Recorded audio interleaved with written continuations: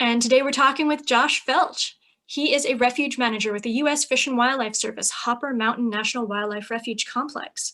He manages two refuges in the complex, the Bitter Creek Refuge and the Blue Ridge National Wildlife Refuge. Both of those were established primarily as habitat for California condors. Josh has been with the Refuge Complex and the California Condor Recovery Program for the past 9 years as a biological science technician, wildlife biologist, maintenance worker, and now as a refuge manager. The job of refuge manager involves oversight of day-to-day operations in all of the key functions of a refuge. Refuge managers supervise a variety of permanent and non-permanent staff, and they oversee the long-term functions of the refuge, such as wildlife and habitat management, facilities and equipment management, planning, business planning. In addition, refuge managers coordinate with both internal and external contacts, including local partners, state agencies, neighbors, and the public. Hello, Josh. Can you tell us what inspired you to get involved in the California Condor Recovery Program? Yeah, I can definitely do that, Helen. I grew up in Virginia, and I was very lucky enough to have a father who kind of got me outside at a very young age. So I grew up hunting and fishing and even banding raptors, and I can talk about that a little bit here in a minute, with my dad. But I was back in the 80s, my parents basically just had us go outside and leave us to our own devices. So we would be going outside and playing in the woods, and I used to go through the creeks. I used to spend summers down at my papa's house in Southern Virginia in Warsaw, and the Rappahannock River. And basically I would run around looking for frogs, turtles, salamanders, birds. That's kind of what just I was into, and I've always been into that. And with my granddad, I would spend time canoeing in Northern Virginia on the Potomac River, and we would always go out and look for different animals and wildlife and trees, and just learning about the environment around me. Big thing with, I guess, going out with my dad is my dad's always been drawn to the outdoors, and he kind of instilled that in his kids. I'm the oldest of three, and I'm the only one who kind of went down this career path of wildlife. But it was always instilled in me the importance of conservation and being tied to our natural community. So even when we would go out and we'd be hunting deer, I mean, I grew up eating venison as our main source. It was cheaper than going to the store and actually buying beef and those things. So I mean, heck, all the food that we were eating, all of our tacos, our spaghetti and everything was venison meat, which is deer. Yeah. And so we did that, and it was a bonding experience, but also the entire time we were out there, we weren't just hunting. We were always watching birds, watching wildlife. So even when you're out there and you're trying to, get dinner on the plate, or food to bring home to the family, we were out there also watching. I had gray foxes come up to me. I've seen black bears. I've seen, I always brought my binoculars and was looking for birds, especially woodpeckers and raptors in general. So that's kind of like how I really got that start. And one of the things that my dad got involved in back in the 1980s was raptor banding up at Cape May Raptor Banding Project in Cape May, New Jersey. And it was a part of a scientific study, and it's still running today. And my dad's actually still involved as the treasurer, but we're basically banding raptors and placing bands on them and using that to track their migration. And you have setups all over, the U.S. and even South America and even further up north into Canada. And you can use these bands to basically see where these birds are going. And I mean, now we use a lot more interesting type ways of tracking migration. I mean, obviously with the Condor program, you got telemetry with VHF, and then also the satellite, transmitters and stuff. But this is one of the most basic ways that you can do it, and they do it with a lot of different species. But the original tracker. The original tracker, yeah. And so the way that you get information on these birds is if they were trapped somewhere else, or you would find them somewhere else, and then you turn it into the bird banding lab. But I was in the blind with my dad at 4 years old, and wow. I used to spend a lot of time doing that with him, both in Cape May and also Kipta Peak, down on the shore of Virginia. It's basically these areas where raptors will come down, and they use these peninsulas. They get there, and there's a peninsula that comes down, and they get to an area of, so the eastern shore of Virginia, and then also kind of the eastern shore of where Cape May, New Jersey is. And then they hit this open area of water, and they kind of hang out for a little bit and figure out what they're going to do. A lot of them will turn around and go back up and follow the coastline down. And then some can get up high enough using thermals and everything to cross that area. But it was an eye-opening experience for me. And so ever since then, I was basically hooked on being outside, and became very much a bird nerd. And nice. So from that, basically these childhood experiences for me, they shaped my interest in conservation and land management. And so I decided when I was in high school that instead of some of my earlier ambitions of being a lawyer and Wall Street, broker and all these things that make tons of money, I'd rather be someone who went to work and enjoyed every single minute of it. And that's exactly what I wanted to do. I wanted to be happy. And that's what made me happy. And I saw the importance in it. So I went to, I got a bachelor's degree, bachelor's of science in wildlife science from Virginia Tech. And then I took as many bird jobs as I could over the years. And then finally went back and got my master's degree at University of Kentucky. And from there, I had just finished up, I think my third field season, and was working on my thesis, and this job with California Condor Recovery Program opened up. And throughout the years, I'd come across some people that were affiliated with the program, and they told me about it. And I don't know, not everybody is big into birds as I am, especially in my family. My wife is much more into horses and teases me about my love of birds. But condors are amazing. And the recovery program itself is definitely very notorious for being one of the best programs out there. And nice. I just wanted to be part of it. And so I threw my name in, and I was lucky enough to get a job offer, and I came out here as a biological science technician in 2011. Wow.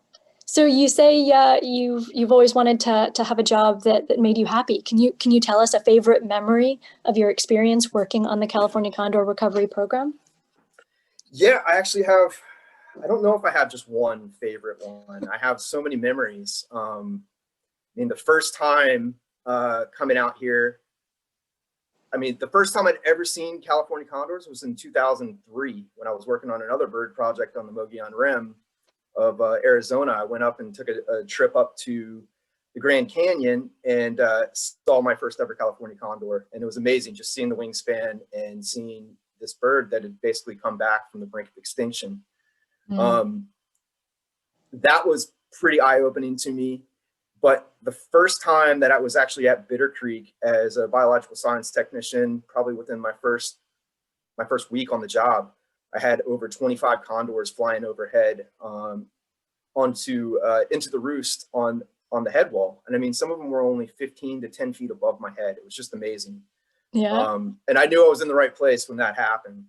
And then throughout the years, I was taking part in nest entries and nest searching and trapping and workups. I mean, I've had a lot of birds in the hand, from smaller birds to like Carolina wrens and cardinals to woodpeckers, and then grew up banding raptors. But having a condor in the hand was pretty amazing. Just the You sheer really have to size say a of them. condor in the arm, huh? Yeah, yeah. Well, yeah, basically hugging a condor is what you're essentially doing. Yeah. That was a great thing. And then it actually grew into more things, you know. I developed more memories over the time of working with Condor program, and I used to be in kind of the head person within our complex and our team in Southern California, working at condor habituation issues, where they were going and kind of visiting these areas where people had, you know, houses and stuff on areas where they had historic roosts, and kind of getting into some mischief because condors explore with their beak, and they Yeah. can get into some problems. But I had a lot of fond memories of, even though like you're dealing with some angry homeowners who are dealing with their screens being ripped off, and you know, certain pieces of equipment being kind of destroyed, and things like that. But making a connection with those people and turning these homeowners from being angry, and then kind of helping them to, you know, figure out, hey, how can I prevent this from happening, but also, you know, keep these condors safe and protect my property at the same time. And a lot of those folks, pretty much everybody that I was able to work with over the years, went from being, you know, I hate condors, look what all this damage that they're doing, to being condor enthusiasts and actually enjoying the fact that they were around. All they had to do was learn how to live with them. That's wonderful. That sounds like a really satisfying kind of challenge, you know, to turn that around. Yes. So keeping with the theme of challenge, what was the most challenging part of becoming a refuge manager, and how did you overcome it? Yeah, it was definitely a long road. For me,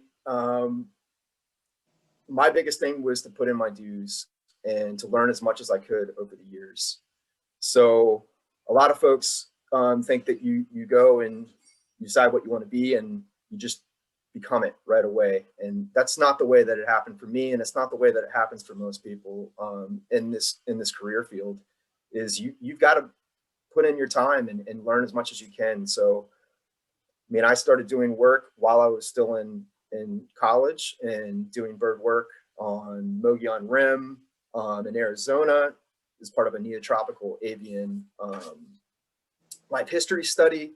I actually was a TA, a teacher's assistant, for my wildlife techniques class that I had taken earlier on in my undergraduate career, and then helped teach others about mist netting of passerines up, you know, in the mountains of Virginia. I spent time being a swamp sparrow technician and doing an undergraduate thesis project on clutch size differences between Western Maryland and coastal Delaware. I went back to the Cape May Raptor Banding Project in 2005, and spent time basically banding raptors for the entire season, you know, for very little money, but at the exact same time, it was a blast for me. I did roads and trails work for, you know, National Park Service. I've kind of jumped around and done work for Virginia Department of Game and Inland Fisheries, where I had a great time. Although it was a lot of work, but we were doing bald eagle work, vulture work, marsh birds, passerines. And then I finally went back to grad school because I was having a hard time trying to go permanent or find a job that was like long lasting. So usually start off doing these seasonal type jobs, and you've got to kind of put in your time and gain as much experience as you can, so you can compete for the jobs that are a little bit more, you know, steady. And so I went back to grad school in 2009 and studied ravens in the University of Kentucky. And basically lived out of my car, my Xterra at the time, and was traveling all over the Appalachians studying ravens. And that was it was a lot of work. It was a lot of, I guess, sacrifice, in the sense that I've been with my wife for 20 plus years now, and I was gone a lot.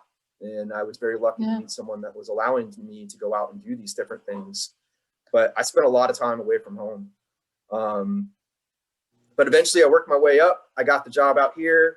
And even though I came in as a term, I basically stayed with the Condor program for about six years, and as a biological science technician, and then moved over to a wildlife biologist as a term. And then to go permanent, I took a maintenance worker position and developed all the skills that I could as a maintenance worker. And I have kind of a little bit of that background with doing side jobs with my dad, because he's always had two jobs. He's worked for the government, but he's also done home remodeling stuff. So I've worked with him doing that. And I developed a lot of skills that actually transferred over to this refuge manager position. So refuge management is not just biology. A lot of that has to do with, land management and facilities management. And a lot of that encompasses the use of heavy equipment. So I started developing these heavy equipment skills, and I've got training and experience on all kinds of pieces of heavy equipment. And I've done, work at other refuges as well. So road work here at our refuge, but I've also helped with salt marsh restoration projects up at Humboldt, and also working on canal projects up in the San Luis area, or San Luis National Wildlife Refuge Complex area. And all of these things have eventually led to, just recently I accepted the position as refuge manager as part of our complex, and I couldn't be happier. It sounds like it took a lot of perseverance, just keeping on going. Yeah, for me, it took 17 years to finally get to the job that has always been my dream job. But well, I'm glad that you finally got there. How do you hope that being a refuge manager, and that your work can help California Condors or support the recovery program? So yeah, I guess what I could say is I hope that my work as part of the direct part of the Condor program is going to be helping Condors and the Condor program itself through our primary operations of when I was working directly as part of that Condor crew.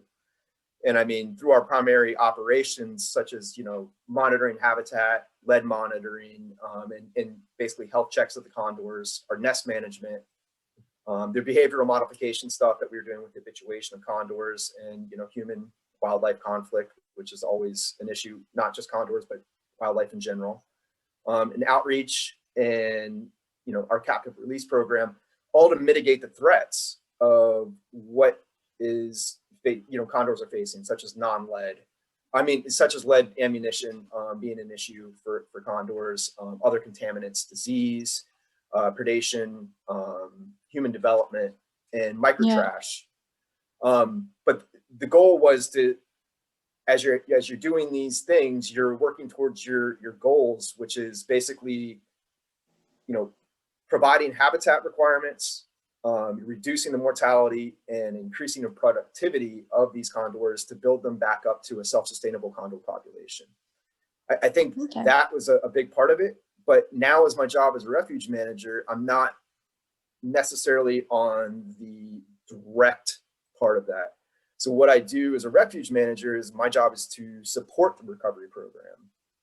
And by doing that, I'm basically helping to maintain and set up these flight pens and the equipment and the roads and the infrastructure that we need to do on our lands to help, with the captive releases and with nest management. So providing habitat, and also the ability of the field crew to get done what they need to get done, and also our partners. And so I'm also working on such things as tours and outreach, and being an advocate for condors, even outside of my present, like my day-to-day work. I'm always an advocate for condors and wildlife in general. And I even spend a lot of my time talking to others about non-lead ammunition. I mean, I grew up hunting back in Virginia, and we use lead ammunition, not really realizing all the risks that there is to wildlife, but also to yourself. I mean, I've pulled out the lead ammunition at the dinner table before. So it's kind of come around that this job has kind of helped me talk to others and kind of spread the word of condors, but also that non-lead aspect of it, because that reaches much further than just condors. It reaches to Yeah. wildlife. And I'm proud to say that my dad uses non-lead ammunition back in Virginia. Nice. And I mean, it's not required, but he's now switched over, and it's amazing. It's a good decision. Okay, so last question, not Condor related, but what's your greatest non-work related skill or accomplishment? Well, I'm kind of a jack of all trades and a master of none. A lot of people will say I used to play soccer, and I wouldn't say I was amazing, but I was pretty decent. But knee injuries kind of stopped me from doing that on the side. I guess one of the things that I guess my wife and actually some fellow coworkers have recently told me is I can get along with almost anyone. And I like to consider myself an extroverted introvert. Most people kind of come into this field and they want to get away from people and spend more time in the outdoors. And you don't really think that you're going to be dealing with a lot of people stuff. You're going to be dealing with things, you know, much more, you know, remote areas of wildlife and all these things. And that's kind of not exactly how it's set up. And I think even if you are an introvert like myself, you need to kind of make yourself a little bit better in your people skills. And so with that, I've learned to kind of talk with people and relate with people and be able to, you know, have conversations with people and bring them in. I'm also gained skills, you know, inside and outside of work that have allowed me to de-escalate and diffuse situations. So I've gotten pretty good at that. I think that's probably one of my best skills or my greatest skills, and that I'm proud of, that I've been able to you know, develop that. I also, I guess if I wanted to kind of go in there and say some other things, I also have some major skills in quoting Jaws. That's my favorite movie. And we actually had that. My wedding reception with my wife was actually Jaws themed. Yeah, and I can quote almost everything that Captain Quint says in that movie. So that's another big That's one. hilarious. Okay, that is all the questions that we had for you. And I want to thank you so much for your time today. It's been a pleasure talking with you. Awesome. Thank you so much, Helen. Wonderful. Thank you.